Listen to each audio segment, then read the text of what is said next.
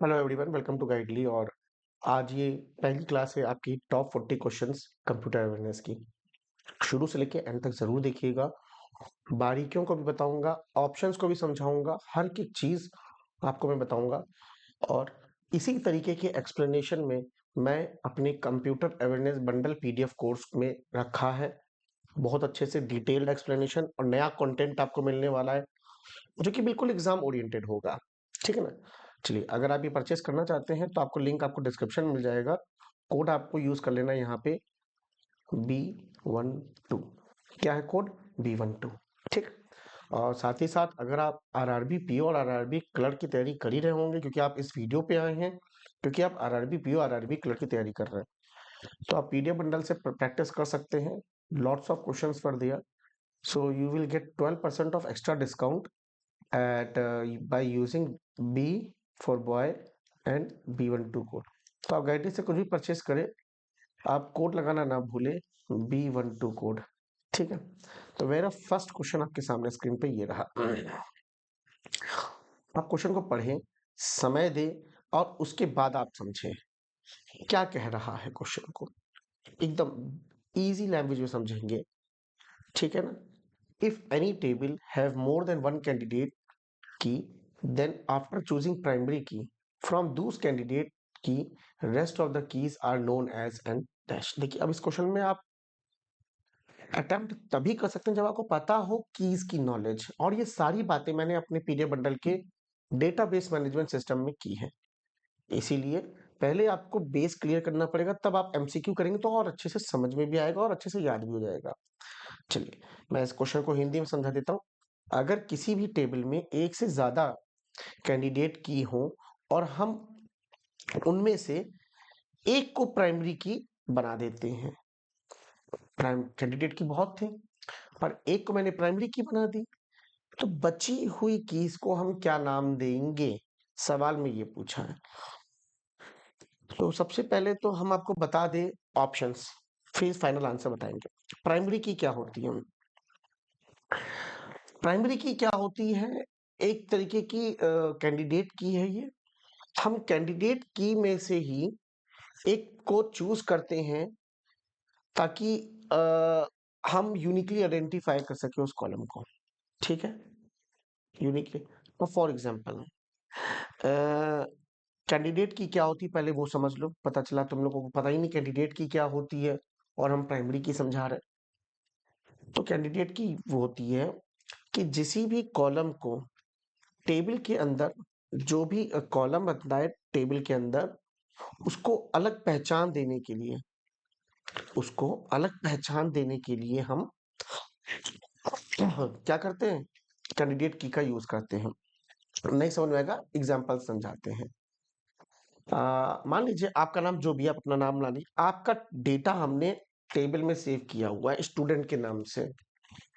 आपकी डिटेल्स क्या है? आपका रोल नंबर है, आधार नंबर है, फोन नंबर है और ईमेल आईडी है। तो मैं यहाँ से ये सारे आपको यूनिकली आइडेंटिफाई कर रहे हैं। आपकी ये यूनिक होगी, आधार नंबर यूनिक होगा ना। अब मैंने क्या किया, आधार नंबर को मैंने प्राइमरी की दे दी। तो जो बची हुई की हैं उनको क्या नाम देंगे वो भी हम सीखेंगे। पर कैंडिडेट की क्या है जो यूनिकली आइडेंटिफाई कर सके आपको, वो है कैंडिडेट की। अब उस कैंडिडेट की में से मैंने एक को प्राइमरी की मान ली, मैंने जिसके आधार पर मैंने उस पूरे टेबल के अंदर आपको यूनिकली आइडेंटिफाई करने के लिए भाई ये को प्राइमरी की, ये मेन की इसको मान लेते हैं, प्राइमरी की मेन की मान लेते हैं। बात समझ रहे हैं? ये होती है प्राइमरी की। समझ में आ गया होगा, होप सो। तो यहाँ पे आपके सामने कैंडिडेट की में से एक को प्राइमरी की मान लिया, तो बची हुई कीज को हम लोग बोलते हैं अल्टरनेट कीज। बड़ा आसान सा क्वेश्चन था। ठीक है ना। सुपर की क्या होती है? सर सुपर की क्या होती है? और ये क्यों गलत ऑप्शन है? सुपर की क्या मतलब नहीं बोल सकते? आपके दिमाग में क्वेश्चन आया होगा कि सुपर की को सर आपने समझा ही नहीं। तो सुपर की क्या होता है?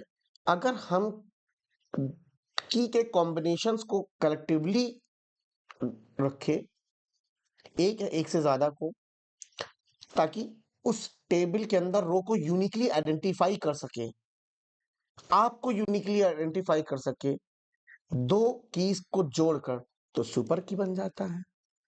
ठीक है ना? चलिए, कंपोजिट की भी इसी तरीके से कंपोजिट की को भी बोलते हैं, दो या दो से ज्यादा कॉलम को मिलके एक यूनिक की बनती है, तो उसको बोलते हैं हम लोग कंपोजिट की। और उसका आंसर क्या है? Alternate keys. ठीक है ना? जुड़िए, क्लास में बहुत डिटेल में पढ़ेंगे हर की के बारे में, एग्जाम्पल में। चलिए, क्वेश्चन नंबर 2 कहता है, क्वेश्चन नंबर 2 कहता है, एक सेकेंड, हाँ, विच मैकेनिज्म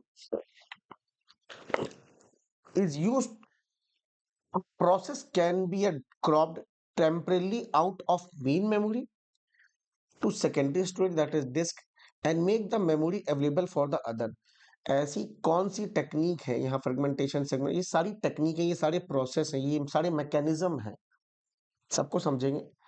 ऐसी कौन सी टेक्निक है जिसमें एक प्रोसेस को टेम्परेरी मेन मेमोरी से हटाकर, मेन मेमोरी क्या, जहां पर सीपीयू उस प्रोसेस को एक्सेस करता है और जो भी रिजल्टेंट आता है उसको मेन मेमोरी में सेव करता है।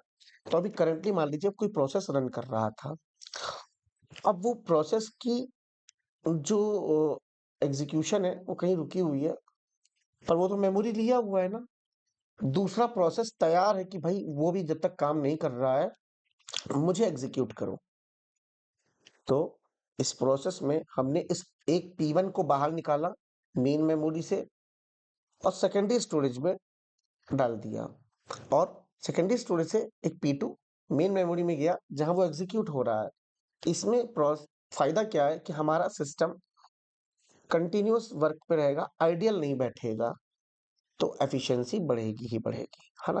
तो इस प्रोसेस को कहते हैं हम लोग स्वैपिंग। क्या कहते हैं? स्वैपिंग। सर आपने कहा था ऑप्शंस को भी समझाएंगे।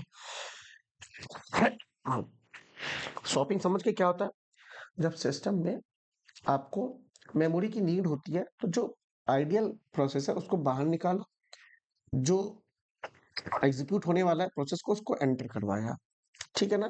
समझ गए? सिंपल सी भाषा में इसमें क्या ही करें। फ्रेगमेंटेशन। फ्रेगमेंटेशन क्या होता है?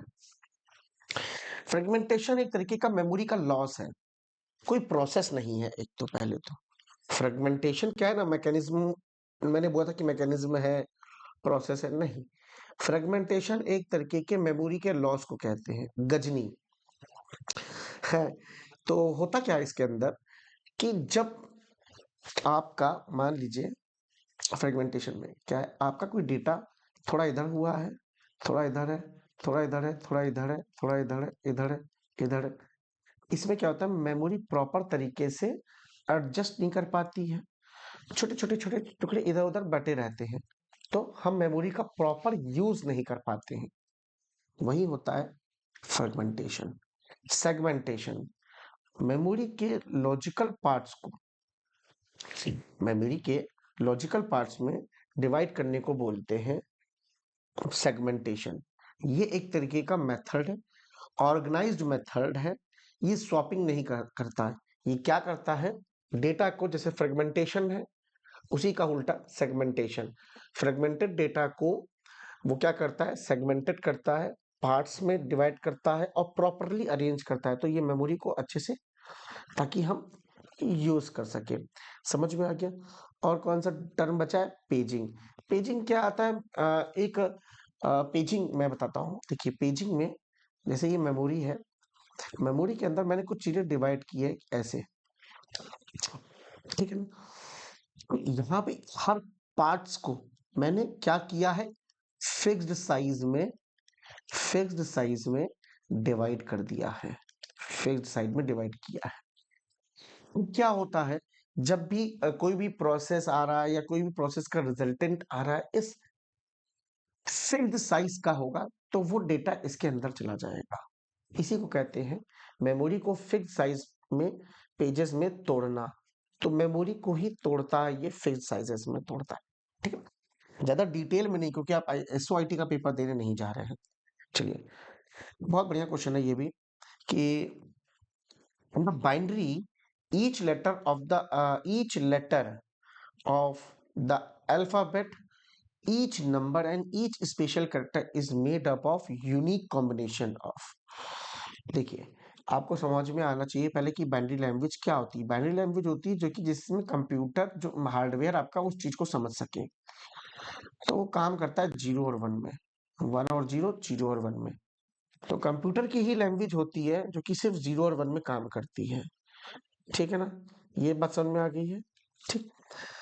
तो यहाँ पे आपको अब चीज को समझना पड़ेगा। 8 बिट, 8 किलोबाइट, 888 को जरा जरा हम 1 1 में करते हैं। अगर हम बात करें 1 केबी, 1 केबी आपको याद होना चाहिए, 1 केबी इक्वल टू 1024 बाइट।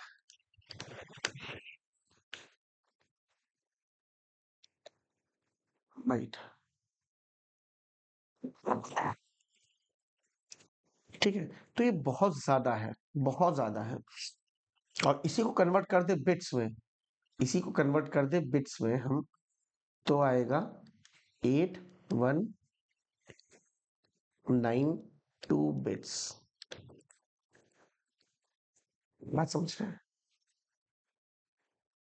तो क्या ये सही है? भाई हमें तो छोटा सा चाहिए था, छोटा से छोटा वाला। हाँ,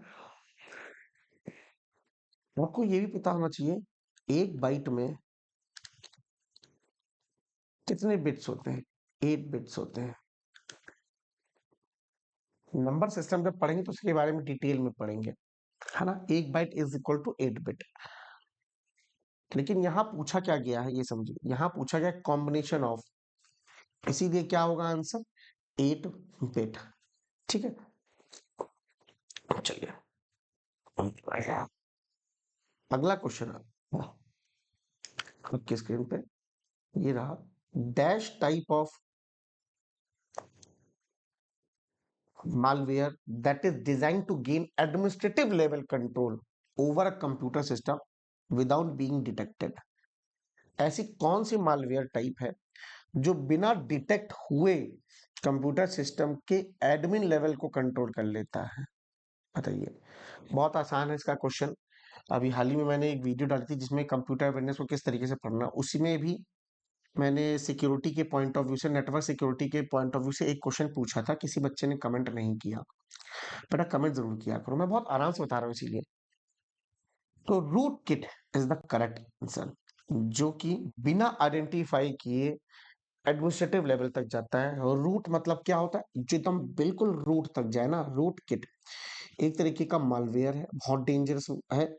ये सिस्टम में छुपके चुपके से एक तो घुसता है पहले तो ये, ठीक है ना? और एडमिनिस्ट्रेटर लेवल पे ही जाके अटैक करता है, और किसी चीज को नहीं करता है, सीधे एडमिनिस्ट्रेटिव लेवल पे जाके अटैक करता है।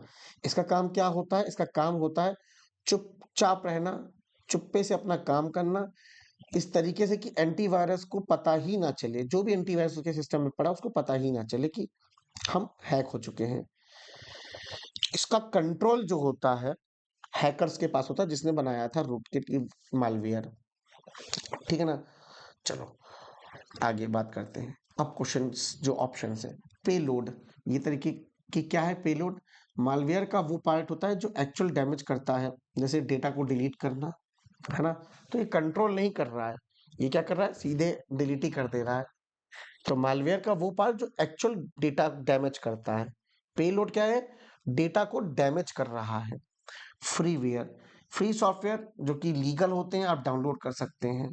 जैसे आप कहें ओबीएस, जिससे ये आप मैं ओबीएस से रिकॉर्ड कर रहा हूँ, तो जिससे मैंने ये चीज रिकॉर्ड की, ये वीडियो आप देख रहे हैं, ये ओबीएस है, ये फ्रीवेयर सॉफ्टवेयर लीगल होता है। अपडेट क्या है? अपडेट सॉफ्टवेयर का नया वर्जन होता है। तो ये मालवेयर तो है नहीं, ये तो कॉमन सेंस भी लगा सकते हैं कि क्या है मालवेयर, ये नहीं हो सकते, मालवेयर ये नहीं हो सकते।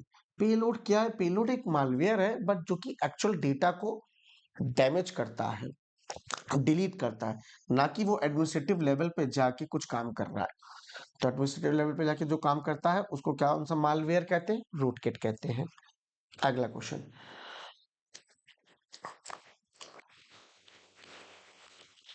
इमेजिन दैट, थोड़ा खांसी आ रही है, पता ज्यादा अगर लाउड होके बोलेंगे ना तो मुझे फिर खांसी आने लगेगी लगातार, इसीलिए उस चीज से बच रहे हैं बस। ठीक, चलिए।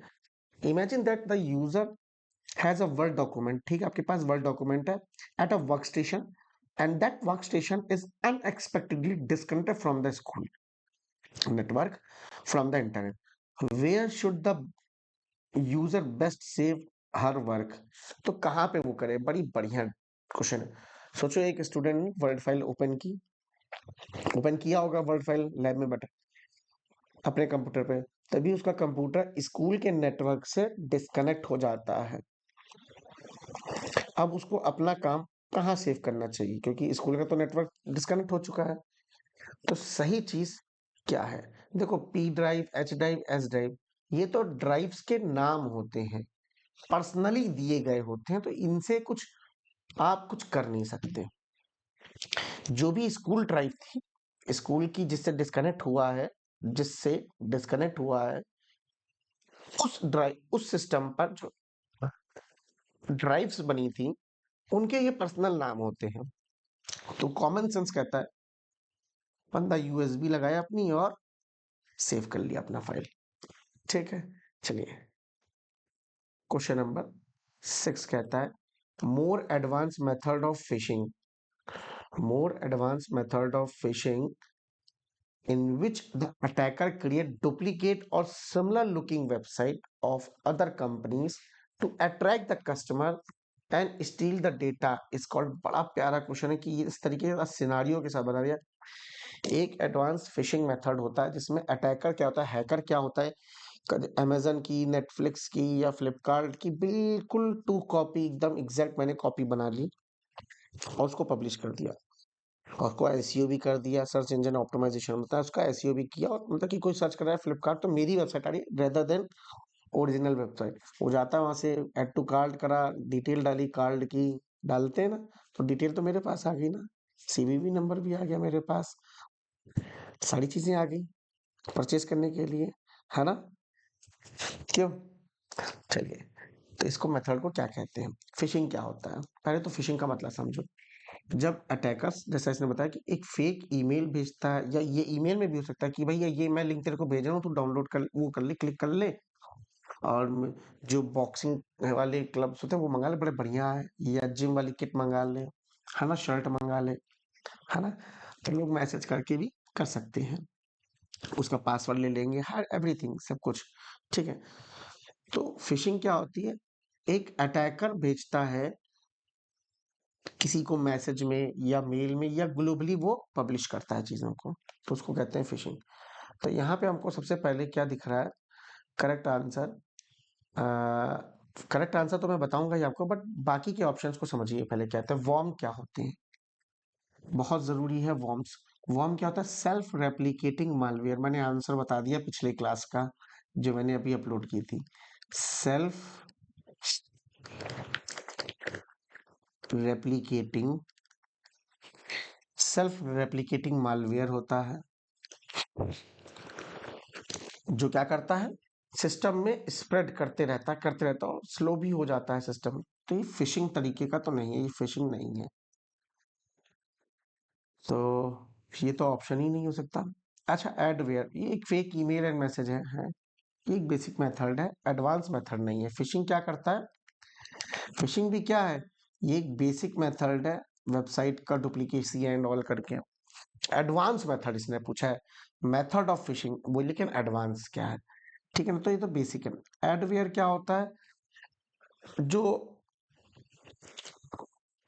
मान लीजिए आपने जैसे आप एंड्रॉइड यूज करते होंगे, तो आप कोई भी सॉफ्टवेयर डाउनलोड कर दे रहा प्ले स्टोर से, तो उसमें आपने देखा होगा, आपने जैसे ओपन किया तो सबसे पहले नीचे से ऊपर से ऐड आ जाते हैं जो कि बहुत इरिटेटिंग लगते हैं कि यार ये ऐड हट जाए यार, गलती से क्लिक हो जाता है तो दूसरी वेबसाइट खुलने लगती है, तो उसको कहते हैं एडवेयर। और ये तरीका होता है किसी यूजर का डेटा चुराने के लिए, एडवेयर इसीलिए कहा जाता है कि एड्स पे मत क्लिक करो, क्लिक करोगे तो कहीं ना कहीं तुम्हारे फोन का डेटा चला जाता है।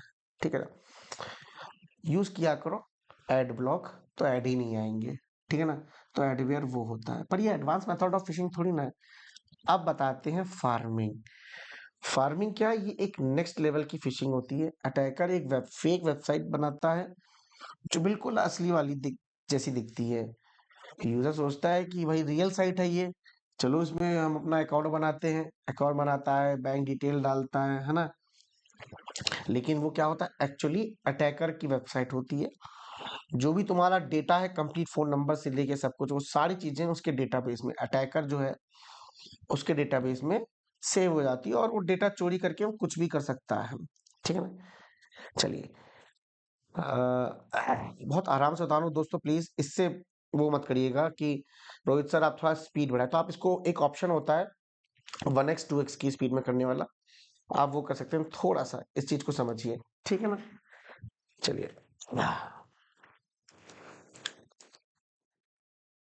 सुनिए सुनिए, एक इस क्वेश्चन में एक बहुत खासियत है।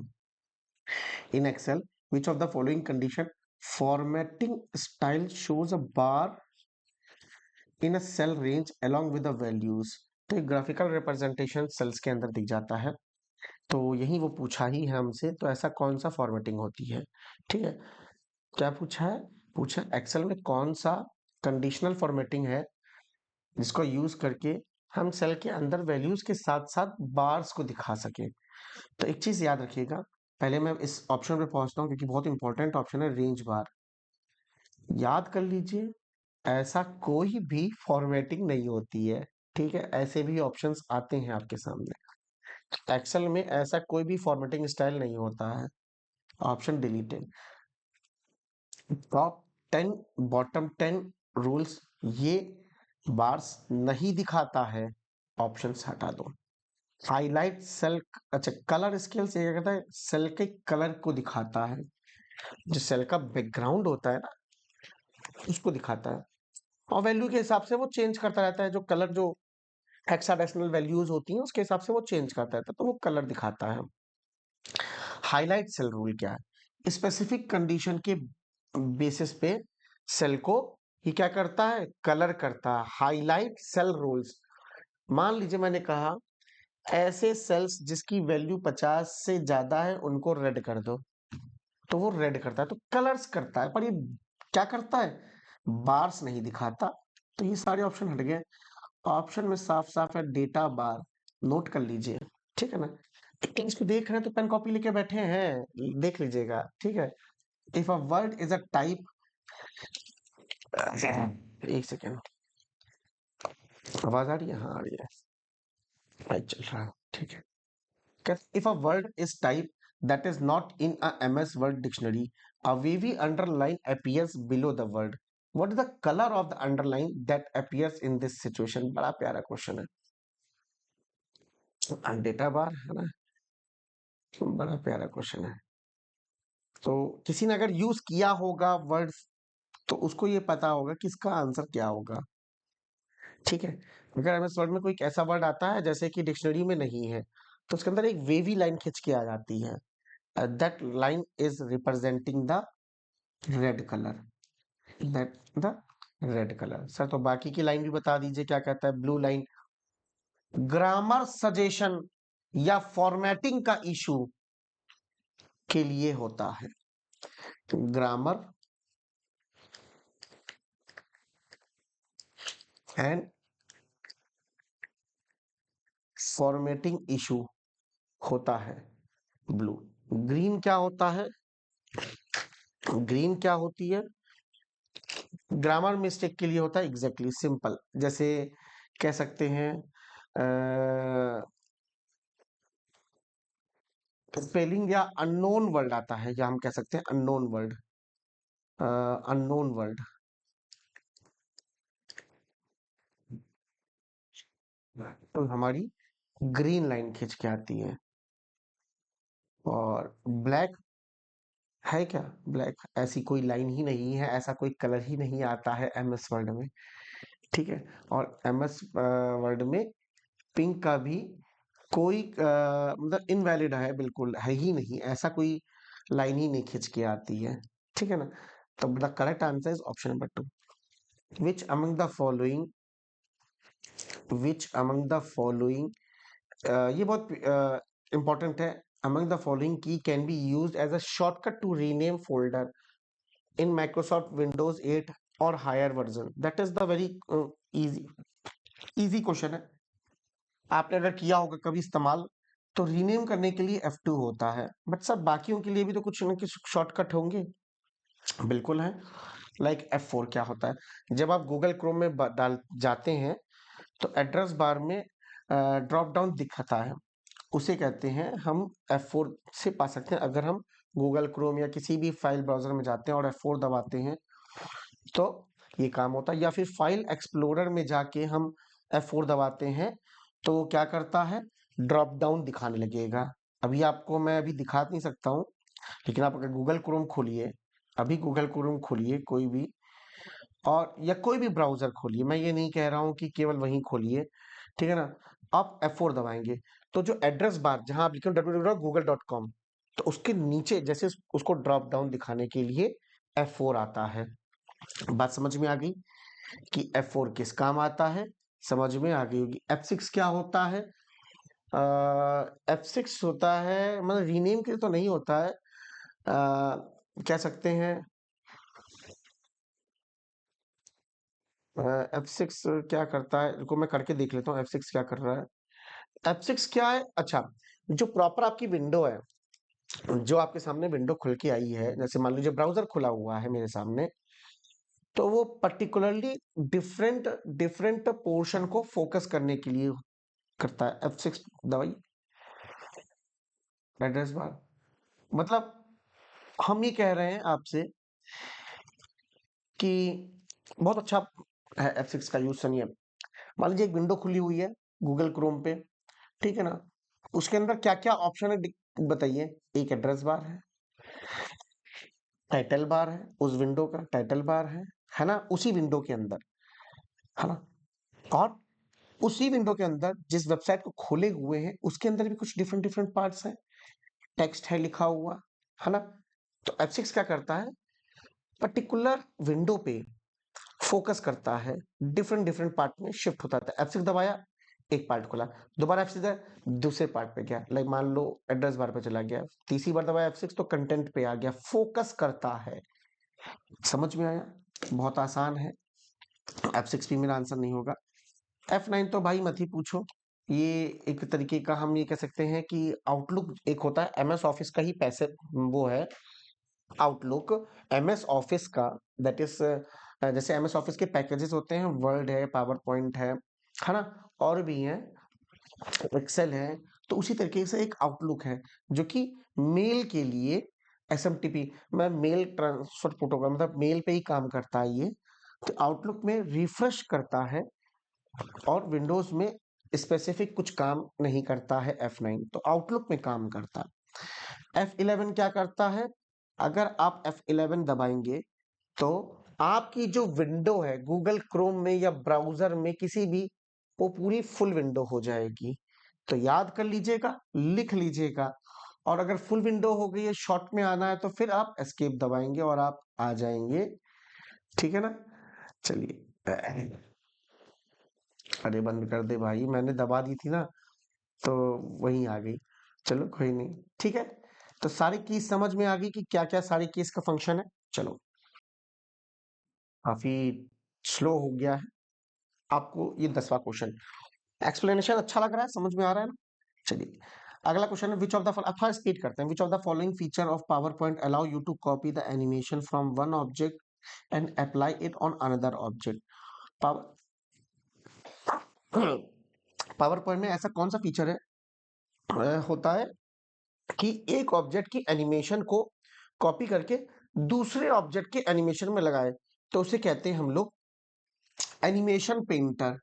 नाम से ही समझ में आ रहा होगा, एनिमेशन पेंटर। फॉर्मेट पेंटर क्या करता है, ये टेक्स्ट पे काम करता है, किसी ऑब्जेक्ट पे नहीं। टेक्स्ट, एक टेक्स्ट का शेप हो, स्टाइल, कलर जो भी है, उसको कॉपी करता है और दूसरे में तुमको पेस्ट करवाना तो बिल्कुल एज इट इज हो जाता है, पर ये एनिमेशन को कॉपी नहीं करता है। पेंटर क्या होता है, ये पावर पॉइंट का वैलिड फीचर नहीं है, बिल्कुल पेंटर कोई भी ऐसा फीचर है ही नहीं पावर पॉइंट में। कॉपी पेस्ट क्या करता है, ये ऑब्जेक्ट को, ये पूरा ऑब्जेक्ट ही कॉपी करता है, एनिमेशन के लिए स्पेसिफिकली ये नहीं यूज करता, कि एनिमेशन ट्रांसफर नहीं करता है ये। तो कॉपी एंड पेस्ट क्या करता है, एनिमेशन को ट्रांसफर नहीं करता है, ठीक है ना। और ट्रांजिशन क्या है, ट्रांजिशन स्लाइड को चेंज होने का इफेक्ट है। ये क्या है, ट्रांजिशन स्लाइड चेंज इफेक्ट बोलते हैं। तो आंसर एनिमेशन पेंटर। डैश, फटाफट करते हैं है ना। डैश एंड डैश, अरे यार दूसरा क्वेश्चन लग गया। Dash and dash refer to the action of clicking and holding down the mouse button while moving the mouse and realigning it। Mouse button को क्लिक करके होल्ड करना और माउस को मूव करते हुए किसी ऑब्जेक्ट के रिपोजिशन करने के इस एक्शन को क्या कहते हैं, ड्रैग एंड ड्रॉप कहते हैं। ड्रैग एंड ड्रॉप, मान लीजिए मैंने मीडिया एक फाइल उठाई इस वाले बटन से, लेफ्ट वाले, हाँ, माउस के, सॉरी फिर से, माउस के लेफ्ट वाले बटन को एक मैंने फाइल को उठाई, मान लीजिए मेरी डॉट MP4 कोई मूवी थी, और उसको उठा के ड्रैग करके ड्रॉप करना, जहां पे भी ड्रॉप करेंगे वो फाइल प्ले हो जाएगी। कहाँ करेंगे, ऑफ कोर्स मीडिया प्लेयर पे करेंगे। जैसे ही ड्रॉप करे VLC प्लेयर पे फाइल रन कर गई, तो उसको बोलते हैं ड्रैग एंड ड्रॉप। क्या कहते हैं, ड्रैग एंड ड्रॉप। और ऐसा कुछ खास नहीं है आपका इन अदर ऑप्शंस में। आगे बढ़ते हैं। तो अगला कहता है which of the following key alone does not generally trigger any action from the computer. Again की के ऊपर आया है, टॉगल की, अल्फान्यूमेरिक की, modifier and all of these. तो क्या होता है, कौन सा की ऐसा है जिसको अकेला दबाने पर जनरली कंप्यूटर में कोई भी ट्रिगर नहीं करता, मतलब कोई भी एक्शंस नहीं होता, उसको बोलते हैं मॉडिफायर की।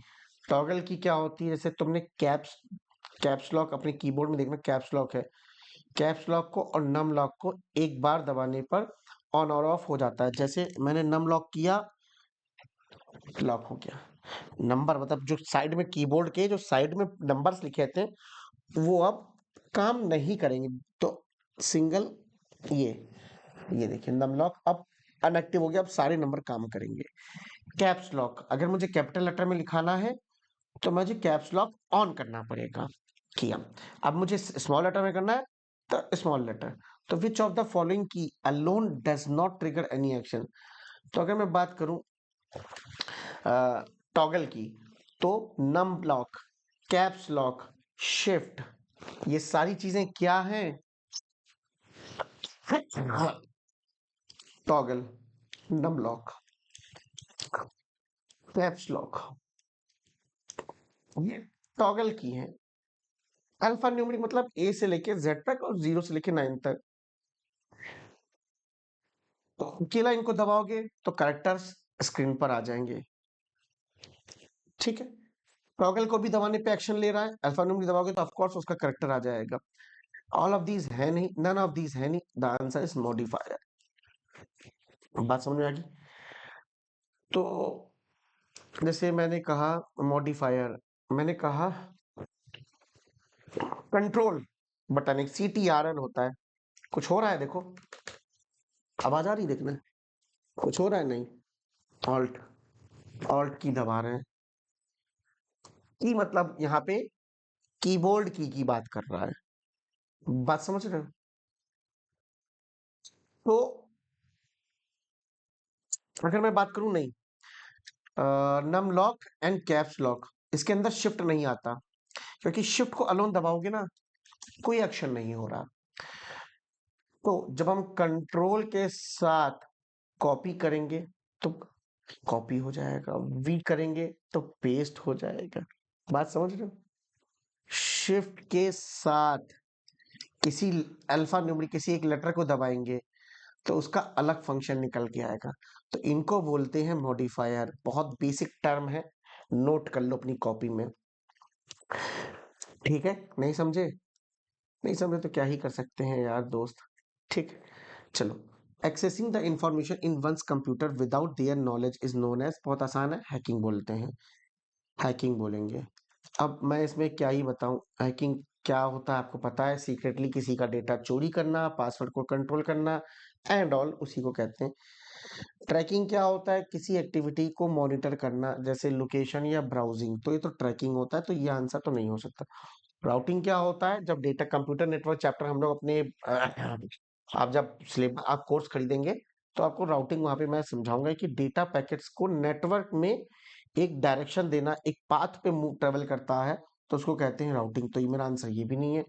कॉपिंग क्या होता है? कॉपी करने को, जैसे फाइल को कॉपी करना, डुप्लीकेट करना, उसको कहते हैं कॉपिंग। तो ये भी आंसर नहीं है। तो accessing one information is called hacking. The process to check and ensure the component of computer are operating and connected properly is known as, बड़ा इजी क्वेश्चन है यार ये। इस प्रोसेस को क्या कहते हैं? जब हमारा सिस्टम, जब हमारा लैपटॉप नहीं, जब लैपटॉप भी करता है, जब मेरा पीसी मैंने ऑन किया तो उसमें क्या हुआ? बूटिंग होती है, जो कि सबसे पहले चेक करती है आपकी हार्ड डिस्क प्रॉपर्ली वर्क कर रही, रैम कर रही, नहीं कर रही होती है तो सिस्टम ऑन करते ही बड़ी नीली सी स्क्रीन आ जाएगी, फलाना हार्डवेयर खराब हो गया है। वो चीज होती है ऐसा, कभी किसी ने फेस भी किया होगा। तो process to check and ensure component of computer are operating and connected properly, उसको कहते हैं हम लोग बूटिंग। नोट कर लीजिए कि बूटिंग क्या है? एक प्रोसेस होती है जब कंप्यूटर स्टार्ट होता है। इस प्रोसेस में सिस्टम क्या चेक करता है? क्या हार्डवेयर कंपोनेंट जैसे रैम, हार्ड डिस्क, कीबोर्ड जैसी चीजें कनेक्ट हैं कि नहीं है, और प्रॉपरली कनेक्ट हैं कि नहीं है। तो ये प्रोसेस ऑटोमेटिकली होती है जब कंप्यूटर तुम्हारा ऑन होता है। रिपेयरिंग क्या है? जब कोई चीज खराब हो जाए तो उसको ठीक किया जाता है। तो रिपेयरिंग मेरा आंसर तो नहीं हो सकता। चेकिंग क्या होता है? जनरल वर्ड में देखा जाए, किसी कोई कंप्यूटर में प्रोसेस नहीं होता है, ये कोई चेकिंग कोई एक टेक्निकल टर्म नहीं लग रहा है। चेकिंग टेक्निकल टर्म नहीं है। बाकी और किसी की मैं बात नहीं कर सकता हूँ। चलो क्वेश्चन नंबर 15 पे आ जाते हैं हम, है ना। इन पावर पॉइंट, बड़ा अच्छा क्वेश्चन है। In power point two kinds of sound effect files that can be added to the presentation dash and dash respectively। मतलब अगर आपको पता होगा कि क्या जो पावर पॉइंट हमारा एमएस ऑफिस का पैकेज पावर पॉइंट है, उसमें हम म्यूजिक ऐड कर सकते हैं, साउंड इफेक्ट ऐड कर सकते हैं, पर उसका फॉर्मेट क्या है? वो है .wav, .wav and .wav and .midi file. AV and MIDI, AV में तो क्वेश्चन नंबर 1 आपका करेक्ट आंसर है। इंपॉर्टेंट क्वेश्चन है ये पावर पॉइंट के पॉइंट ऑफ व्यू से कि .wav, अब इसमें फुल फॉर्म क्या होता है ये भी आपको पता होना चाहिए, जैसे बीइंग एज अ टीचर मुझे बनाना चाहिए। Wave form audio file, wave form audio file. अगर आपको इस क्लास से कुछ इंफॉर्मेशन मिली है कि हाँ सर फायदा हुआ है, तो यार प्लीज यार एक शेयर और एक कमेंट तो बनता है ना मेरे लिए यार। प्लीज, मैंने मेहनत की है इसके लिए, आप लोगों के लिए मेहनत की है मैंने। खैर मेरा तो ग्रेजुएशन कंप्यूटर बीटेक से ही था, तो 2014 में पास आउट किए थे यार। लेकिन हाँ नॉलेज है, थोड़ा सा ब्रशअप कर लो तो सब चीजें याद आ जाती हैं। ठीक है ना। जैसे मुझे इसका फुल फॉर्म याद था तो मैंने आपको बता दिया। .midi का क्या है? Musical instrument digital interface. Musical instrument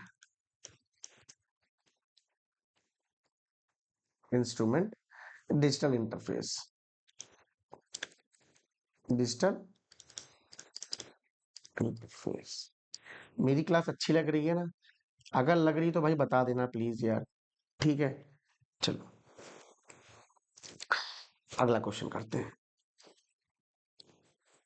नहीं मतलब कहीं ना कहीं आपको अगर लगा इससे कि सर की क्लास ये एमसीक्यू वाली है, सर बहुत अच्छे से सारे ऑप्शंस को भी समझा रहे हैं, जो समझाने वाले ऑप्शंस है, तो जरूर कमेंट करके बताइएगा। और अगर आने वाले डेज में भी चाहते हैं तो जरूर बताइएगा। ठीक है। डैश इज द साइंस, कौन सी science that attempt to produce machine that display the same type of intelligence that human do. आजकल सबकी जुबान पे है, that is artificial intelligence, AI. AI का यूज आजकल आप चैट बॉट में भी दे सकते हैं, और फेस का रिकॉग्नाइजेशन में भी एआई। स्मार्ट असिस्टेंट लाइक सिरी हुआ, हे सिरी बोलते होंगे जो आईफोन चालू हो गया, मतलब मुझे ये नहीं दिखाना है कि मेरे पास आईफोन है, बट मेरा चालू हो गया था फोन। ठीक है। चलो, नैनो टेक्नोलॉजी क्या होती है? बहुत छोटे नैनो साइज मशीन्स बनाने के लिए साइंस यूज होती है, उसको बोलते हैं नैनो टेक्नोलॉजी। इंटेलिजेंस से कोई कनेक्शन नहीं है। साइमुलेशन क्या होता है?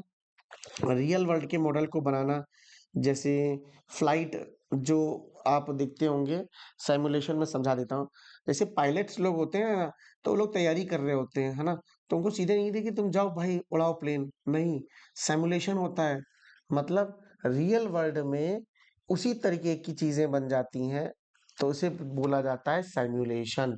रियल वर्ल्ड के जो मॉडल्स हैं उनको बनाना, उसको बोलते हैं सिमुलेशन। ठीक है ना?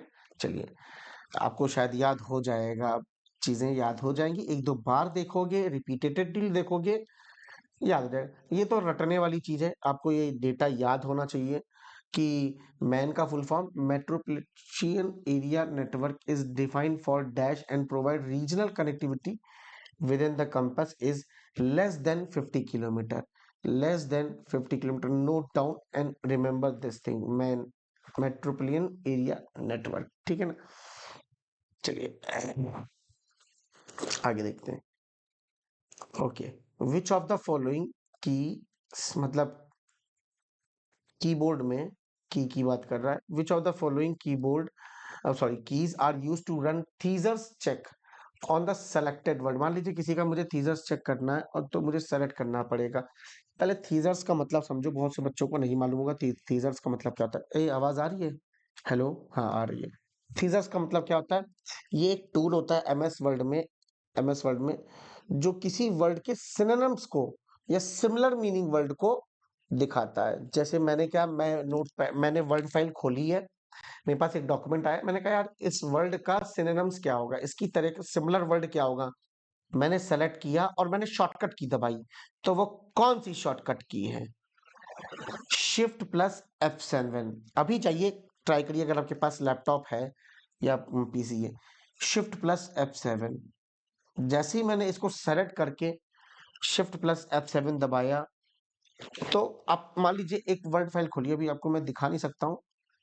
आप एक वर्ड फाइल खोलिए, उस पर लिखिए HAPPY हैप्पी, उसको सेलेक्ट करिए और शिफ्ट प्लस F7 दबाएं, तो उस हैप्पी का मीनिंग आ जाएगा like glad, joyful, cheerful and all like that, है ना? चलो, शिफ्ट प्लस ए, ऐसा कुछ स्पेसिफिक फंक्शन होता ही नहीं है एमएस ऑफिस में या कहीं पे भी, एमएस वर्ड में। शिफ्ट प्लस वाई इनवैलिड है, बिल्कुल। शिफ्ट प्लस वाई भी इनवैलिड है, ऐसा कुछ नहीं होता है। शिफ्ट प्लस F3, ये मुझे ट्राई करना पड़ेगा, इसमें मुझे डाउट है। शायद upper case and lower case के लिए काम आता है, पर ये थीजर्स के काम नहीं आता है। थीजर्स के काम तो जो आता है मैंने बता दिया, शिफ्ट प्लस F7। ठीक है ना? चलिए, ये मुझे ध्यान नहीं है, लेकिन मुझे जहां तक याद है कि कैपिटलाइजेशन करने के लिए, कि अपर केस में, लोअर केस में, टाइटल के केस को चेंज करने के लिए शायद ये आता है। एक बार चेक कर लेना, मुझे पता नहीं है, चेक कर लेना एक बार, ठीक है ना? कि मैंने सही बताया कि नहीं, मैं श्योर नहीं हूँ, पता चल तुमको सर गलत इन्फॉर्मेशन दे रहे हैं, इसलिए मैंने बोला कि मैं श्योर नहीं हूँ उसमें। ठीक है, अब यार इतनी छोटी छोटी चीज कैसे याद रखेंगे यार, है ना? तो what is the term given to software so many features that it require considerable disk space and memory resource to run? बहुत बढ़िया क्वेश्चन है ये, बहुत बढ़िया है। What is the term, term निकालना है, उस सॉफ्टवेयर को दिया गया है जो कि many features that it require considerable disc space, पहला फीचर्स तो यही है, और मेमोरी रिसोर्स टू रन, और अपने आप को रन कराने के लिए उसको मेमोरी रिसोर्सेज, तो उस नाम का है सॉफ्टवेयर के टर्म को क्या है, ब्लोटवेयर। ब्लोटवेयर लिख लो, याद कर लो डेफिनेशन ब्लोटवेयर की। ये ऐसा सॉफ्टवेयर होता है जिसमें एक्स्ट्रा फीचर भर दिए जाते हैं जो शायद यूजर को कभी जरूरत भी ना पड़ी हो, उसे कहते हैं ब्लोटवेयर। इसकी वजह से क्या हो जाता है? सिस्टम स्लो हो जाता है, रैम पर ज्यादा लोड आने लगता है, तभी सिस्टम स्लो होता है, और अननेसेसरी अपडेट बैकग्राउंड में चलती रहती है उस पर्टिकुलर फीचर की, है ना? तो ये होता है आपका, एक सेकेंड, आवाज आ रही है? ठीक है। स्पाईवेयर क्या करता है? ये सीक्रेटली यूजर के डेटा को चुराने वाला सॉफ्टवेयर होता है स्पाईवेयर। क्या होता है स्पाईवेयर? एक तरीके का सॉफ्टवेयर है, वेयर लगाए ना, सॉफ्टवेयर, वेयर लगाए ना, तो जो कि यूजर के डेटा को चुराने वाला सीक्रेटली, उसे स्पाईवेयर कहते हैं। फ्रीवेयर, फ्री में मिलने वाला सॉफ्टवेयर। एक टर्म हमने पहले लास्ट एक जगह देखा था, रुको बता देते हैं। एडवेयर नहीं, फ्रीवेयर, है ना, यहाँ पे पढ़ा था। हाँ भाई, फ्रीवेयर जो कि फ्री में मिलता है, लीगल होता है। एडवेयर, एड्स दिखाने वाला सॉफ्टवेयर, उसको बोलते हैं एडवेयर।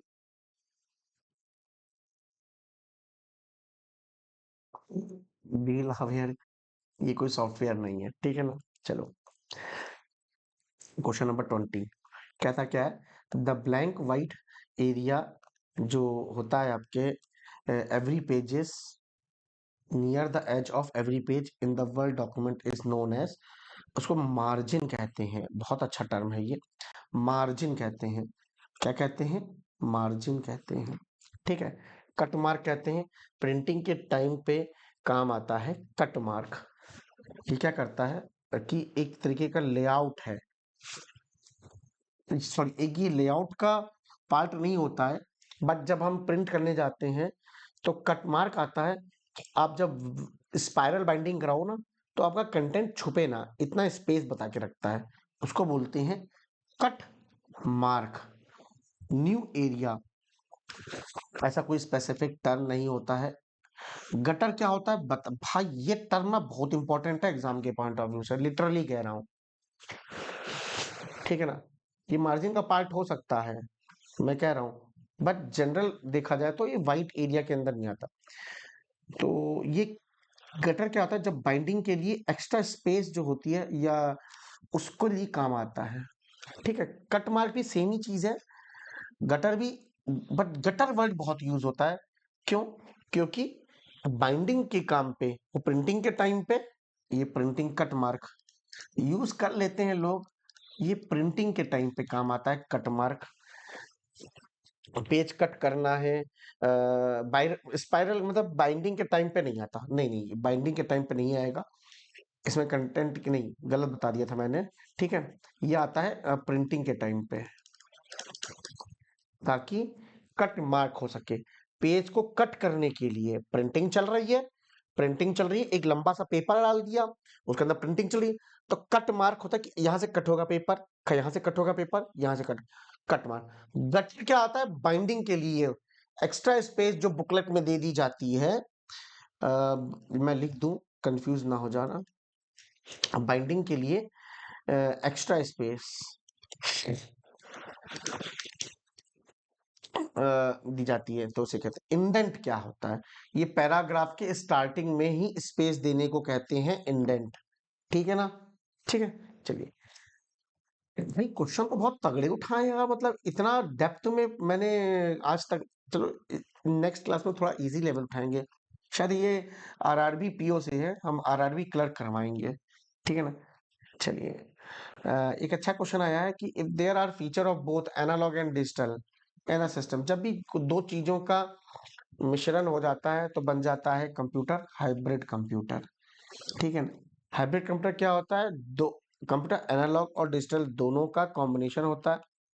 एनालॉग पार्ट क्या होता है? रियल वर्ल्ड के सिग्नल को, जैसे टेम्परेचर हुआ, प्रेशर हुआ, को हैंडल करता है। डिजिटल पार्ट क्या करता है? कैलकुलेशन, लॉजिक्स को प्रोसेस करता है, ठीक है ना। तो एनालॉग और डिजिटल दोनों ही आपके बन जाते हैं हाइब्रिड कंप्यूटर। डिजी लॉग कंप्यूटर, ये मैंने आज तक नहीं सुना भाई टर्म, आप लोग में से किसी ने सुना हो तो बता सकते हो। मिनी कंप्यूटर क्या होता है? एक छोटा मल्टी यूजर होता है, एनालॉग फीचर नहीं होता है इसके अंदर, मिनी कंप्यूटर के अंदर एनालॉग फीचर नहीं होता है। सुपर कंप्यूटर क्या होता है? एक हाई स्पीड कैलकुलेटर होती है, या बोल सकते हैं हाई स्पीड कैलकुलेशन होती है, मतलब डिजिटल, डिजिटल कम कह सकते हैं। तो सुपर कंप्यूटर भी इसका आंसर नहीं होगा, ठीक है ना। नन ऑफ द अबव तो है नहीं, आंसर हाइब्रिड कंप्यूटर है। अगला क्वेश्चन कहता है dash are attempts by individual to obtain confidential information from you by falsifying their identity। अभी मैंने बताया इसी का मेथड क्या है, सेम अगर आप ध्यान दिए होंगे। हाँ, एक फ्रॉड टेक्निक होती है फिशिंग। क्या एक फ्रॉड टेक्निक है? Password, OTP, credit card details लेना। स्पाईवेयर सीक्रेटली डेटा को कलेक्ट करता है। वायरस आपको पता ही है, जनरल टर्म्स में हमारे सिस्टम के डेटा को हार्म पहुंचाता है। ठीक है ना? चलिए, तो इसमें मैं कुछ नहीं कर सकता हूँ और ऑप्शन कुछ है नहीं है। चलिए, हाँ, विच of the following is widely use programming language for working relational database. बहुत प्यारा। स्ट्रक्चर्ड क्वेरी लैंग्वेज, एसक्यूएल बोलते हैं, सीक्वल कुछ लोग बोलते हैं, लेकिन इसको स्ट्रक्चर्ड क्वेरी लैंग्वेज नोट कर लो भैया, बड़ी इंपॉर्टेंट है। इसमें आपका डेटाबेस मैनेजमेंट सिस्टम जब आप मेरे से पढ़ेंगे थ्योरेटिकल पार्ट में, तो उसमें काम आएगा। मैं बताऊं, असेंबली लैंग्वेज क्या होती है? लो लेवल लैंग्वेज होती है और ये हार्डवेयर के क्लोज होती है। हार्डवेयर आपकी असेंबली लैंग्वेज समझता है। डेटा ओरिएंटेड लैंग्वेज ये कौन सी होती है लैंग्वेज? मैंने नहीं सुनी, आपने सुनी तो बताइएगा। ऑब्जेक्ट ओरिएंटेड तो सुना था, लेकिन डेटा ओरिएंटेड लैंग्वेज मैंने नहीं सुनी थी। वॉर्म फ्रेम क्या होता है? पता नहीं, मुझे इसकी अंदाजा नहीं है, तो बाकी आपके सामने है।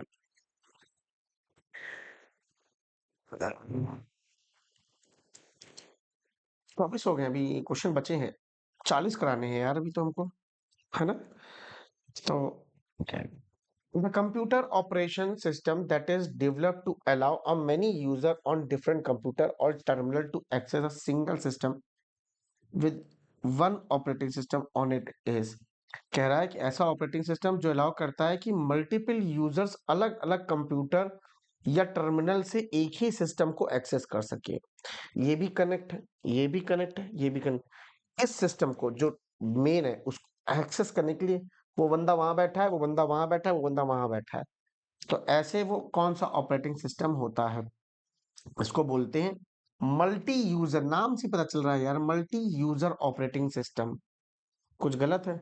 सिंगल यूजर सिर्फ एक यूजर करता है। डुअल यूजर ऐसा कोई स्टैंडर्ड ऑपरेटिंग सिस्टम टाइप ही नहीं है। डुअल ऑपरेटिंग सिस्टम ऐसा कोई टाइप ही नहीं है। ठीक है ना?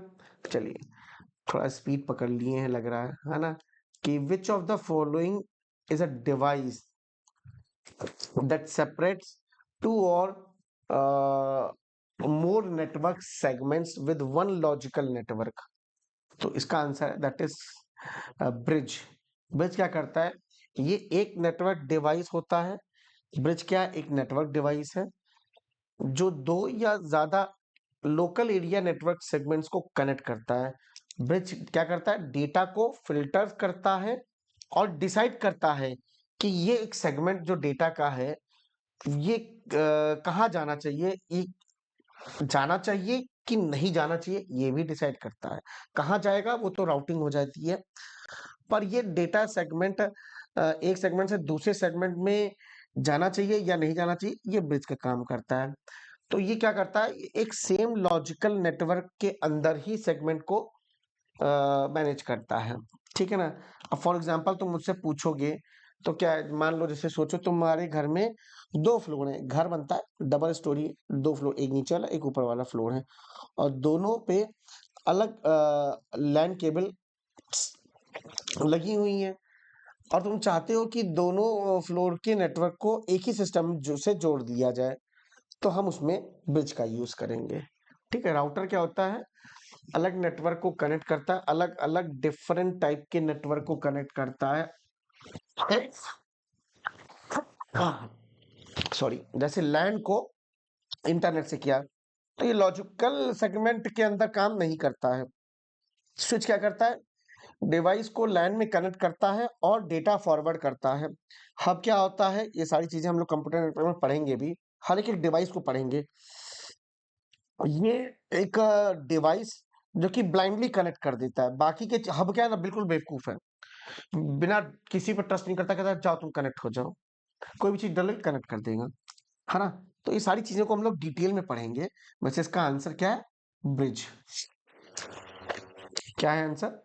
ब्रिज। ठीक है। If there are feature if there are feature of both analog and digital computer in a system, it is called, अभी तो बताया था, ये तो रिपीटेटिव क्वेश्चन हो गया, हाइब्रिड कंप्यूटर। ये तो रिपीटेटिव हो गया, कोई बात नहीं, इसमें हम क्या ही कर सकते हैं। आपकी कोई गलती नहीं, मेरी सी गलती हो गई है। Name the type of memory which clear everything when the power of computer gets switch off. हमने ऐसे टाइप के type, name the type of memory, तो उसको बोलते हैं हम लोग वोलाटाइल मेमोरी। डेटा उड़ गया, नॉन वोलाटाइल डेटा नहीं उड़ा। जैसे वोलाटाइल का मतलब हुआ random access memory, that is RAM. Non volatile क्या होती, कि मेमोरी आपकी पावर ऑफ के बाद भी रहती है। जैसे कि क्या होता है, read only memory, ROM. ROM is a non volatile, है ना, रोम वोलाटाइल। चलिए, और मान लीजिए हार्ड डिस्क, एसएसडीज, ये सब आपकी क्या है, नॉन वोलाटाइल में है। तो पावर बंद होने के बाद भी आपका फाइल सेव रहेगी। अभी मैं पावर स्विच ऑफ कर दूं, फिर ये फाइल खोलूं, सेव रहेगी, खुल सकता है। लेकिन लेकिन वो मेमोरी जिसके अंदर पावर कट हुआ, सारा डेटा चला गया, तो उसको बोलते हैं वोलाटाइल टाइप ऑफ मेमोरी। क्या बोलते हैं? Volatile memory. ठीक है ना। The computer used by bank for transaction processing and analyzing bulk data are called mainframe computer होता है। ये क्या करता है, ये बहुत पावरफुल कंप्यूटर होता है और हाई परफॉर्मेंस होती है। लार्ज स्केल ट्रांजैक्शन को ये प्रोसेस करता है। कौन सा? Main frame computer. Bulk data को एनालाइज भी करता है यही कंप्यूटर, मेन फ्रेम कंप्यूटर। तो मैं ये कह सकता हूं कि बहुत पावरफुल और हाई परफॉर्मेंस बेस्ड कंप्यूटर होता है main frame.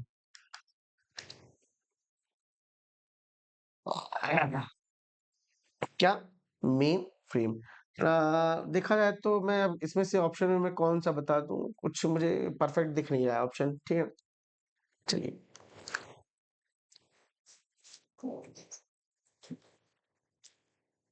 In which of the following combination communication system both the sender and receiver can transfer information at the same time? ये तो बहुत आसान है, फुल डुप्लेक्स में हो ये काम होता है।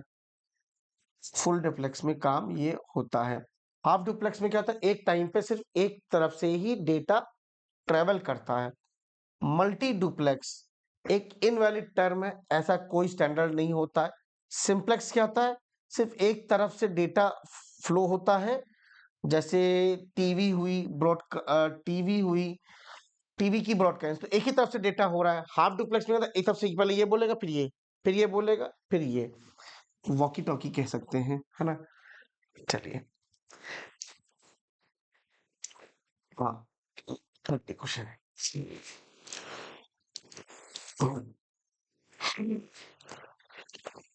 if if the keyboard keys alter their status from one state to another when they press, those kind of keys are, मुझे तो पता है क्या है वैसे, अब करके मत दिखने लग जाना कि क्या है। इसको बोलते हैं हम लोग टॉगल की। क्या कहते हैं? टॉगल की बताए थे, अभी अभी बताए थे। मैंने प्रेस किया तो वो टॉगल की एक्टिवेट हो गई, तो अभी बंद थी, अब चालू स्टेट में आ गई, तो उसी को बोलते हैं हम लोग टॉगल की कहते हैं। ठीक है ना। चलिए, 30 क्वेश्चन तो हो गए, बचे 10 क्वेश्चन है।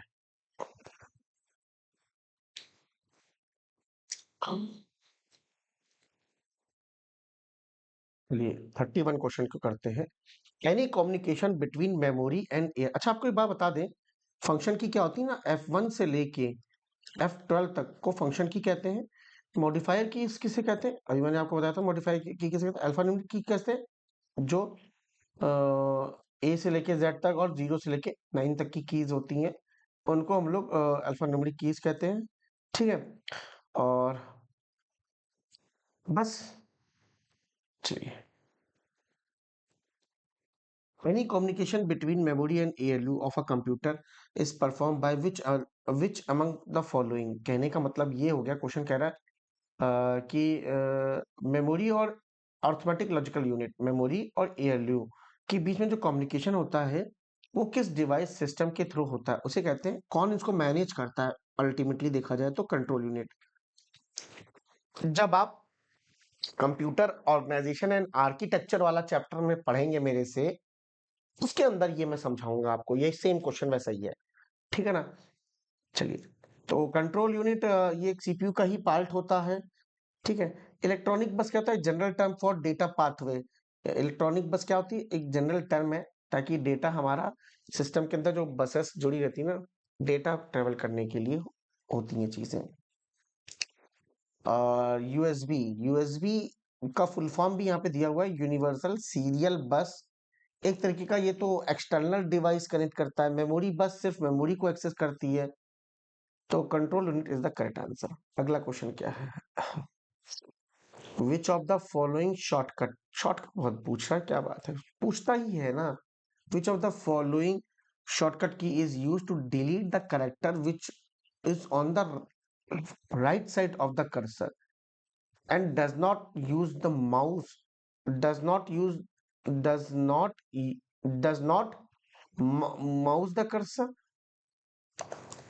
हिंदी नहीं समझ, वैसे खैर हमको जितना समझ में है कि कौन सा शॉर्टकट की होता है जो कि कर्सर के राइट साइड वाले कैरेक्टर को डिलीट करने के लिए बिना कर्सर को मूव किए, simple, that is back space दबाएंगे तो कर्सर मूव करेगा, है ना।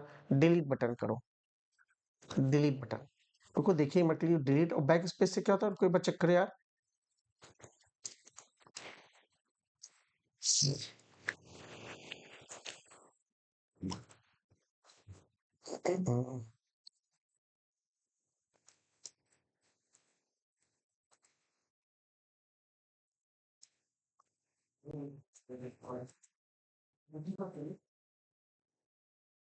Okay okay, there is a difference है ना।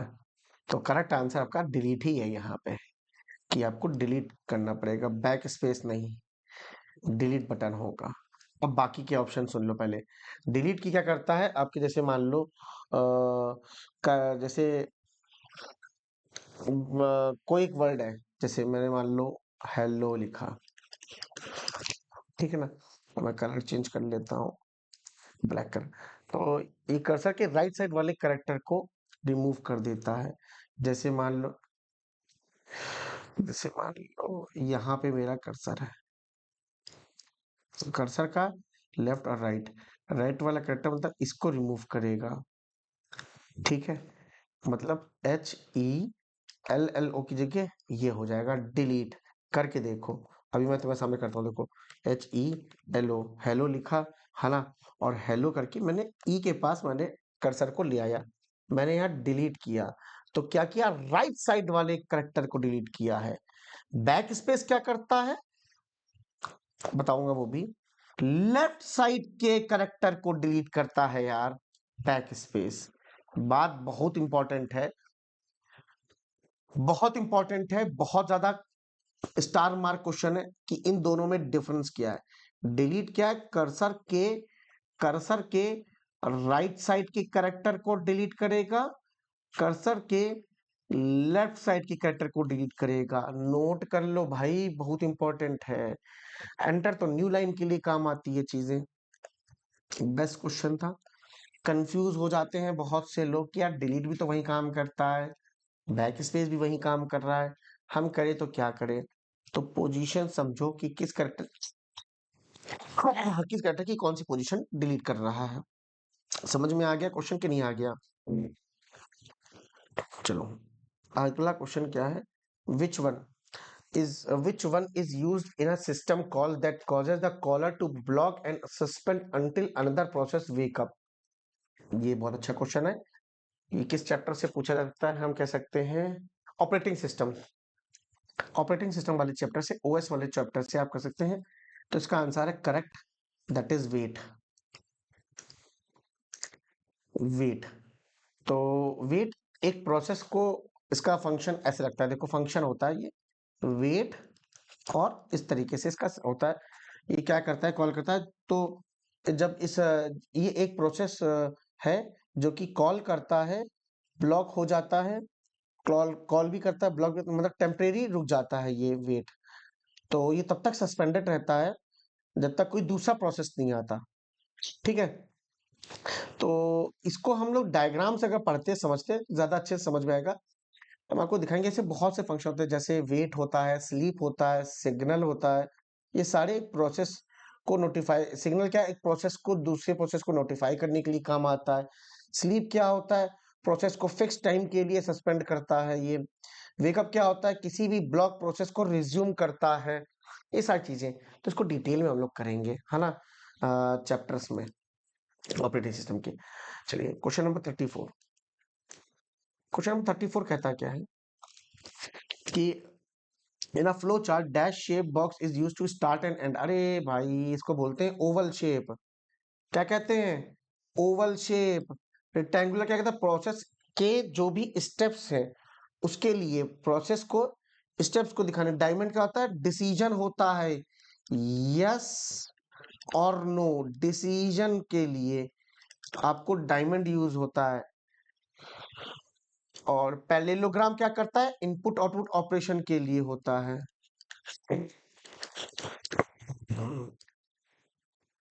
ठीक है ना, जितना पता था बता दिया आपको। क्वेश्चन नंबर 35 जो कि है कंप्यूटर नेटवर्क चैप्टर से, है ना, जो कि है कंप्यूटर नेटवर्क चैप्टर से। पूछा क्या है कि in which of the topology all the nodes attach in a circular, नाम से ही पता चल जा रहा है यार, रिंग टोपोलॉजी। रिंग, रिंग कैसी होती है, सर्कुलर होती है ना, तो रिंग टोपोलॉजी। बाकी की टोपोलॉजी भी हम लोग पढ़ेंगे कंप्यूटर नेटवर्क है। स्टार टोपोलॉजी, सब नोड एक सेंट्रल हब से कनेक्ट होते हैं, जैसे ये है ये। ठीक है, बस टोपोलॉजी, एक सिंगल लाइन होती है इस तरीके से। नेटवर्क टोपोलॉजी कोई जनरल टर्म है, ये स्पेसिफिक टाइप कोई नहीं होता। नेटवर्क टोपोलॉजी ये कोई टाइम टाइप नहीं होता, ये टर्म है। और मैश टोपोलॉजी, ये नोड इससे कनेक्ट, ये नोड इससे कनेक्ट एंड ऑल। ठीक है ना, ऐसे होता है। ठीक है, चलो अगला क्वेश्चन भाई, ये है डिजिटल लॉजिक गेट्स, इसको हम लोग बोलते थे, एक सब्जेक्ट था हमारे में, डीएलडी। ठीक है, डिजिटल लॉजिक गेट्स। और ये आता है हमारे नंबर सिस्टम वाले ही चैप्टर के अंदर। हम सारे गेट्स के इंफॉर्मेशन को देखेंगे। बेसिकली देखा जाए तो एंड और ये बेसिक है, एंड अलग टर्म है, ये एडवांस तरीके का होता है। एंड और नॉट, सुनो, ठीक है, तो इनको बोलते हैं NAND gate and NOR gate are called dash that can be combined to form any other kind of logic gate। तो करेक्ट आंसर है, इनको बोलते हैं यूनिवर्सल गेट। ठीक है, तो यूनिवर्सल गेट कौन से होते हैं, NAND और NOR गेट हमारे इतने पावरफुल होते हैं कि इनका यूज करके हम किसी भी लॉजिक गेट को बना सकते हैं, लाइक एंड और नॉट, हम इनका यूज करके एंड भी बना सकते हैं। ठीक है, इनका यूज करके हम और बना सकते हैं, नॉट बना सकते हैं, और एक्सनॉर भी बना सकते हैं, है ना। ये सारे गेट्स को बना सकते हैं, तो ये यूनिवर्सल गेट्स के अंदर आ जाते हैं। ठीक है ना, तो बस यही है। बाकी जब आप लॉजिक गेट हम पढ़ेंगे ही, ऑफ कोर्स आप आइए, PDF bundle computer awareness course खरीदिए, लिंक आपको डिस्क्रिप्शन में मिल जाएगा, कोड यूज कर सकते हैं B12। और डिटेल में सारे लॉजिक गेट को समझेंगे विद प्रॉपर डायग्राम। एंड 0 1 का आउटपुट क्या है, 1 0 का आउटपुट क्या है, 1 1 का आउटपुट क्या आएगा, ये सारी चीजें अलग अलग गेट की होती हैं। ठीक है ना, चलिए अगर हम बात करते हैं अब, which of the following device separate two और मोड, ये तो हमने पढ़ा अभी अभी पता, दो क्वेश्चन रिपीट हुए हैं भाई मेरे, दो क्वेश्चन रिपीट हुए हैं। एंड कोशिश करूंगा अगली बार ये चीजें ना हो। ठीक है ना, चलो अगला क्वेश्चन क्या है, A program that convert high level language into the machine language is called, बहुत इजी है, कंपाइलर का काम होता है भाई मेरे। क्या कंपाइलर होता है, ये एक तरीके का सॉफ्टवेयर है जो पूरे सोर्स कोड को मशीन कोड में, दैट इज बाइनरी इंस्ट्रक्शन में, 0 1 में कन्वर्ट कर देता है ताकि हार्डवेयर समझ सके। ट्रांसलेटर क्या करता है? जनरल टर्म है ये, ट्रांसलेटर एक जनरल टर्म है। कंपाइलर या इंटरप्रेटर दोनों के लिए यूज होता है ट्रांसलेटर। असेंबलर क्या है? असेंबली लैंग्वेज को मशीन कोड में कन्वर्ट करता है। लिंकर क्या है? लिंकर मत छोड़ दो, एडवांस लेवल चला जाएगा, ठीक है ना। चलो, कोबॉल। अब कोबॉल के बारे में अगर हम पूछे तो ये क्या है, पहले तो आपको पता होना चाहिए। COBOL is one of the high level language programming. What does be, तो अगर आपको फुल फॉर्म ही नहीं पता होगा तो आप कैसे बताओगे? Common business oriented language. तो आंसर है common business oriented language, note कर लो, ठीक है। And the now last question is आपके सामने है। लास्ट क्वेश्चन, दिस क्वेश्चन का आंसर आप कमेंट करेंगे, मैं वेट करूंगा आपके कमेंट सेक्शन का, ठीक है। Till that, thank you so much. और अगर आपको सेशन पसंद आया है तो कमेंट करके बताइए कि आपको और अच्छे क्वेश्चंस चाहिए। मेरे पास बहुत क्वेश्चंस हैं, बहुत, ठीक है। चलिए, आप पीडीएफ बंडल परचेज कर सकते हैं, ये कंप्यूटर अवेयरनेस जो कि आपकी 199 में कोड यूज कर सकते हो, B12। प्री और मेंस आपको चाहिए, क्रैकर पैकेज के अंदर ही आपको मिल जाएगा, B12। ओके, चलिए bye, take care and have a nice day.